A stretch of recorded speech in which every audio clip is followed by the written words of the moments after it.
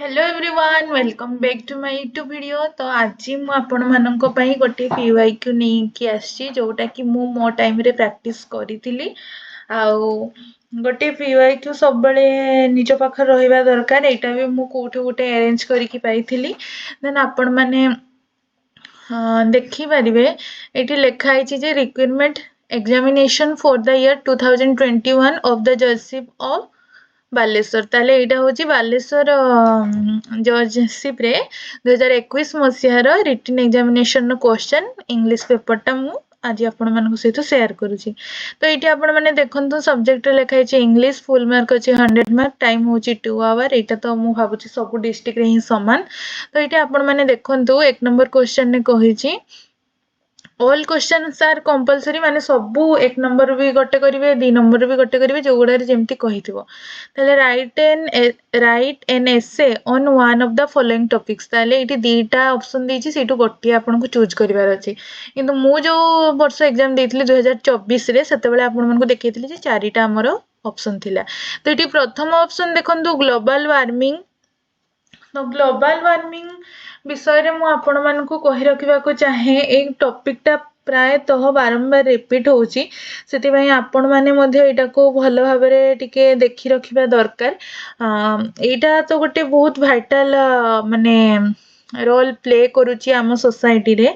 आपण माने जानिथिबे जो हमरो मयूरभंज डिस्ट्रिक्ट कोर्ट रे 8 वर्ष एग्जाम हेतला 2024 रे सेठी भी क्लाइमेट चेंज ऊपर आस्तिला। माने गोटे हमरो नेचर बा हमरो सॉरी आमर जो नेचर बा आमर सोसाइटी को लेकिन गोटे निहाती आसूची जो चेंजेस होची जो पोल्यूशन होची सबूर टॉपिक से सेम।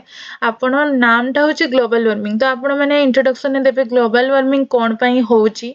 तापरे बॉडी पार्ट रे लिखिबे जे ग्लोबल वार्मिंग कोन पई होची हबा द्वारा कोन आमर माने ह्यूमन सोसाइटी पई बा अदर एनिमल कहतु जहाँ भी कहतु समस्त यहाँ केमती हार्मफुल।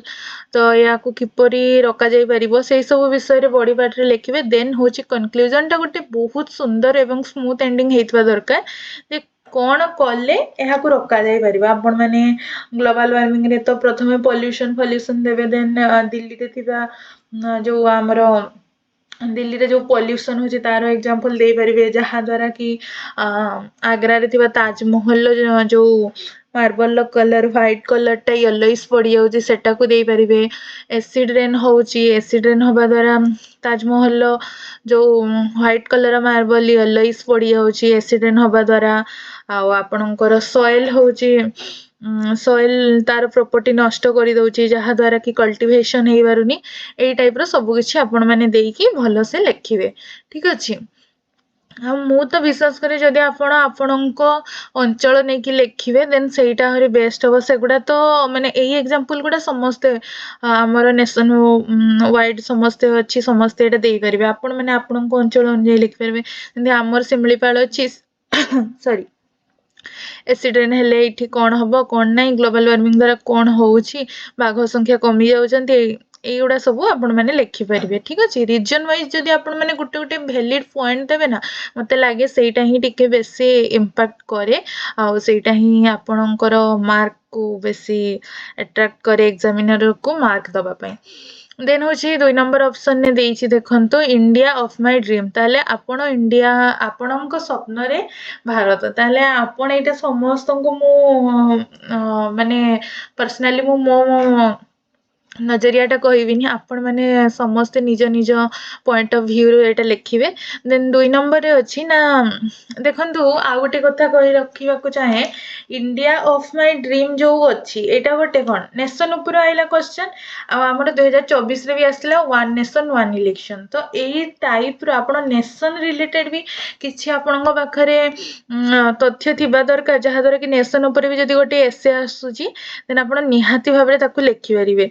माने गोटे आपण आपणकर क्लाइमेट उपरे रखंतु ଆଉ ଗୋଟେ ରଖନ୍ତୁ ଆପଣଙ୍କର ନେସନ୍ ଉପରେ ବା ଆର୍ଟିଫିସିଆଲ ଇଣ୍ଟେଲିଜେନ୍ସ ହେଉଛି ଗୋଟେ ବହୁତ ଭାଇଟାଲ ମାନେ ରୋଲ୍ ପ୍ଲେ କରୁଛି ଏବେକା ଜେନେରେସନକୁ।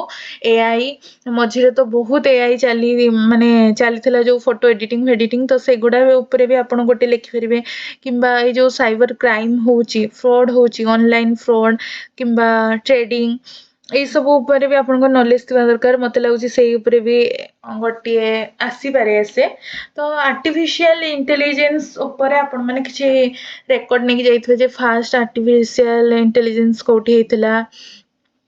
ଦେନ୍ ଆମ ଓଡ଼ିଶାରେ ତ ଓଟିଭି ନ୍ୟୁଜ୍ ଚ୍ୟାନେଲରେ ଯେଉଁ ଇଣ୍ଟ୍ରୋଡ୍ୟୁସ୍ ହେଇଛି, ତ ସେଗୁଡ଼ା ସବୁ ଆପଣମାନେ ଟିକେ ଟିକେ ମାନେ ଯଦି ଆପଣଙ୍କ ପାଖରେ ଡାଟା ଥିବ ଦେନ୍ ଆପଣମାନେ ଲେଖିପାରିବେ ମୁଁ ଭାବୁଛି। ତାପରେ 2 ନମ୍ବରରେ ଦେଲା ନା write a letter to the chairman of year municipality expressing your concern about the negligence of its employee in maintaining the standard of sanitation in your locality। ତାହେଲେ ଆପଣମାନେ କାହାକୁ ଗୋଟିଏ ଲେଟର୍ ଲେଖିବେ ନା ମ୍ୟୁନିସିପାଲିଟିର ଚେୟାରମ୍ୟାନ୍କୁ। କ'ଣ ପାଇଁ ଲେଖିବେ ନା ତାଙ୍କର ଯେଉଁ ଷ୍ଟାଫ୍ ଅଛନ୍ତି ତାଙ୍କର ଅବହେଳା, ସେଇ ଷ୍ଟାଫ୍ ମାନଙ୍କର ଅବହେଳା ଦ୍ୱାରା ଆପଣଙ୍କର ପାଖାପାଖି ଏରିଆରେ କେମିତି ମାନେ ସାନିଟେସନ୍ର ଷ୍ଟାଣ୍ଡାର୍ଡ଼ କେତେ ଲୋ, କିମ୍ବା କାହାର ଯଦି ହାଇ ଥିବ ଆପଣ ହାଇ ଦେଇପାରନ୍ତି। ହାଇ ପାଇଁ ତ ଲେଖାଯାଉନି, ଲୋ ପାଇଁ ହିଁ ଲେଖାଯାଉଛି। ତାହେଲେ ଆପଣ ସେଇଟା ଉପରେ ଗୋଟେ ଲେଖିବେ।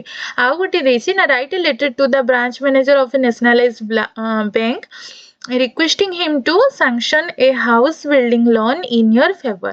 ତାହେଲେ ଆପଣମାନେ ଗୋଟିଏ ନ୍ୟାସନାଲାଇଜ୍ ବ୍ୟାଙ୍କର ବ୍ରାଞ୍ଚ ମ୍ୟାନେଜରକୁ ଲେଟର୍ ଲେଖୁଛନ୍ତି କ'ଣ ପାଇଁ ନା ଆପଣଙ୍କୁ ଗୋଟେ ହାଉସ୍ ଲୋନ୍ ଦରକାର ଯେଉଁଟାକି ସେ ସାଙ୍କସନ୍ କରିଦେବେ। ଠିକ୍ ଅଛି, ଏଟା ପାଇଁ ବି ଆପଣମାନେ ଲେଖିବେ। ଦେନ୍ 3 ନମ୍ବର ଏଟା ରହୁଛି, ଦେଖନ୍ତୁ ଆମର ଏସେଟା ଥିଲା 30 ମାର୍କସର, ଆଉ 30 ମାର୍କସ ମାନେ ଆପଣ ମିନିମମ୍ 300 ୱାର୍ଡସ୍ ଲେଖିବେ। ଆଉ ଆପ୍ଲିକେସନ୍ ହେଉଛି 20 ମାର୍କସର ଅଛି, ଆପଣମାନେ ଦେଖିପାରୁଥିବେ। ତାପରେ ଆମେ ଯିବା ଏବେ 3 ନମ୍ବର କ୍ୱେଶ୍ଚନକୁ।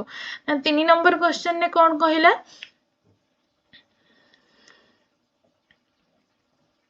3 ନମ୍ବର କ୍ୱେଶ୍ଚନରେ କହିଲା ନା ଟ୍ରାନ୍ସଲେଟ୍ ଦ ପ୍ୟାସେଜ୍ ବିଲୋ ଇନଟୁ ଓରିଆ। ଏଇଠି ଆପଣମାନେ କ୍ୱେଶ୍ଚନଟିକୁ ସ୍କ୍ରିନଶଟ୍ ବି ମାରିପାରିବେ, ମୁଁ ସେଥିପାଇଁ ଦେଇଦେଉଛି।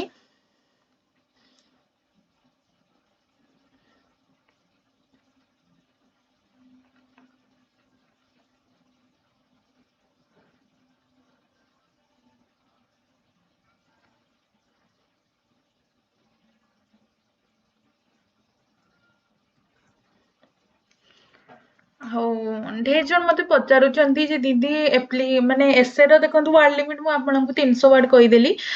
300ଟା ମିନିମମ୍, ମ୍ୟାକ୍ସିମମ୍ ଆପଣ ଟାଇମ୍ ଅନୁଯାୟୀ ଯେତେ ମ୍ୟାନେଜ୍ କରିକି ଯଦି ଲେଖିପାରୁଛନ୍ତି ଦେନ୍ ଲେଖିବେ। କାହିଁକିନା ଇଂଲିଶରେ ଦେଖନ୍ତୁ ଆମର ଓନ୍ଲି 5ଟା କ୍ୱେଶ୍ଚନ୍ ହିଁ ରହୁଛି।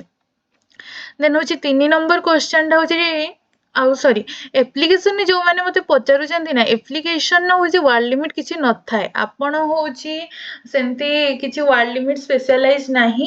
ଆପଣ ତାର ଭେରି କରିବ ଯେ ଆପଣ କୋଉଠକୁ ଲେଖୁଛନ୍ତି, କ'ଣ ପାଇଁ ଲେଖୁଛନ୍ତି, କେଉଁ ଟାଇପ୍ର ଆପ୍ଲିକେସନ୍, ତ ସେଇ ଉପରେ ଆପଣମାନେ ଲେଖନ୍ତୁ। ଠିକ୍ ଅଛି। ଦେନ୍ 3 ନମ୍ବର ହେଉଛି ଟ୍ରାନ୍ସଲେଟ୍ ଦ ପ୍ୟାସେଜ୍ ବିଲୋ ଇନଟୁ ଓରିଆ। ଏଇ ଯେଉଁ ଇଂଲିଶରେ ପ୍ୟାସେଜ୍ ଦେଇଛି ୟାକୁ ଆପଣମାନେ ଓଡ଼ିଆରେ ଲେଖିବେ। ତ ୟାର ମାର୍କ ରହୁଛି 15 ମାର୍କସ୍। ତ India is an agricultural country to start ହେଇକି ମ୍ୟାନୁଆଲ୍ ଲେବର ପର୍ଯ୍ୟନ୍ତ ଅଛି। ଏଇଟା ଆପଣମାନେ ଆରାମସେ ସ୍କ୍ରିନଶଟ୍ ନେଇପାରିବେ, ତାପରେ ଆପଣ ୟାକୁ ଓଡ଼ିଆରେ ମଧ୍ୟ ଟ୍ରାନ୍ସଲେଟ୍ କରିପାରିବେ। ଦେନ୍ ଆମର ଆଉ ଗୋଟେ 4 ନମ୍ବର କ୍ୱେଶ୍ଚନ୍ କ'ଣ ଦେଇଛି ନା ଟ୍ରାନ୍ସଲେଟ୍ ଦ ପ୍ୟାସେଜ୍ ବିଲୋ ଇନଟୁ ଇଂଲିଶ। ତାହେଲେ ଏଇ ପ୍ୟାସେଜଟିକୁ ଆପଣଙ୍କୁ ଇଂଲିଶରେ ଟ୍ରାନ୍ସଲେଟ୍ କରିବାର ଅଛି। ଏଟା ବି ରହିଛି 15 ମାର୍କସ୍। ବିଦ୍ୟାଳୟ ହେଉଛି ଛାତ୍ରଛାତ୍ରୀମାନଙ୍କର ମନ୍ଦିର। ଏଇ କଥାରେ କେତେଜଣ ସହମତି ପ୍ରଦାନ କରୁଛନ୍ତି କମେଣ୍ଟରେ ନିହାତି କହିବେ। ଦେନ୍ ଏଇଠୁ ଆରମ୍ଭ ହେଇକି ଆପଣମାନଙ୍କର ଶେଷ ହେଉଛି ପାଇଁ ଗର୍ବ ଅନୁଭବ କରେ। ଠିକ୍ ଅଛି। ତାପରେ 5 ନମ୍ବର ରହିଲା ନା write a precis of the passage below in about 1/3 of its original length and suggest a suitable title। ତାହେଲେ ଯଦି ଆପଣମାନଙ୍କ ପାଖରେ ଟାଇମ୍ ଅଛି ନା ମୁଁ ଗୋଟେ ମୋର ମାନେ ଟ୍ରିକ୍ କହିଦେଉଛି।